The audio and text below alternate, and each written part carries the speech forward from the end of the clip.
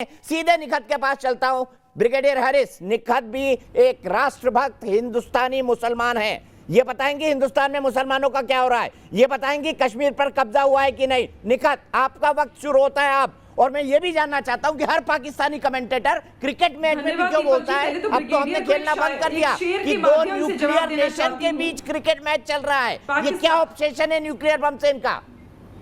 बिल्कुल ये आपके यहाँ से सो कॉल्ड बैठे हुए ब्रिगेडियर पाकिस्तान के, इनके बारे में मैं कुछ बोलना चाहती हूँ। कुछ नहीं, सिर्फ दो चंद लाइनें हैं, ये समझ जाएंगे कि कोहनी पर टिके हुए लोग, टुकड़ों पर बिके हुए लोग करते हैं ये बरगद की बातें छोटे से गमले में उगे हुए लोग। पाकिस्तान का वो हश्र है। अब जनाब बात कर लेते हैं, जब आपने बात करी कि हिंदुस्तान में मुसलमान को नमाज पढ़ने से भी लोग कतराते हैं और यहाँ पर काट दिया जाता है। अरे मेरे भाई, जरा हिंदुस्तान में आके देखो, हम उस देश, उस मुल्क से आते हैं जहां का राष्ट्रपति, प्रेसिडेंट मुसलमान होता है। तुम अपना एक नेता, एक मंत्री जो हिंदू हो बता दो। आपकी तरह बेटियां नहीं बेचते हम आप लोगों की तरह।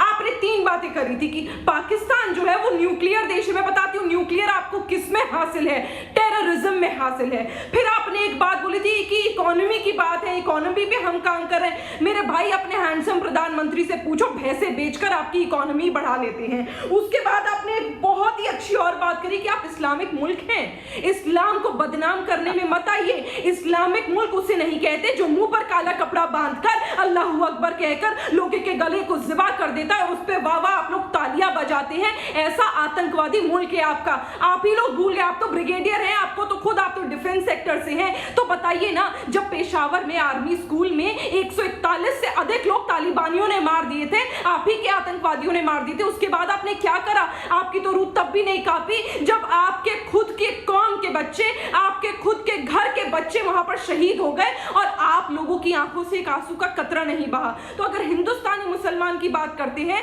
तो हम इस्लाम को समझते हैं। हम आपकी तरह अल्लाहू अकबर कहकर गले नहीं काटते, हम निर्दोष को नहीं मानते, हम अल्लाह को मानते हैं। हम आप लोगों की आर्मी की तरह, हमारी आर्मी आप लोगों की आर्मी की तरह आतंकवादियों के तलवे नहीं चाटती। हम उस देश से आते हैं जहां पर हिंदू और मुसलमान एक है। बड़े गर्व के साथ कहती हूँ कि हिंदुस्तान की सरजमीन पर जब हम सजदा करते हैं ना, तो हमारे हिंदू भाई हमारे साथ खड़े होते हैं। आप लोग बलोचियों के साथ बलात्कार करते हैं, आप लोग सिख बच्चियों के साथ बलात्कार करते हैं, आप लोग हिंदू बेटियों के साथ बलात्कार करते हैं और चीन अपने घटिया आका के जूते चाटते हैं और उनके पास अपने घर की बेटियों को बेचते हैं। ये है आप लोगों की नस्ल और ये है आप लोगों की सच्चाई।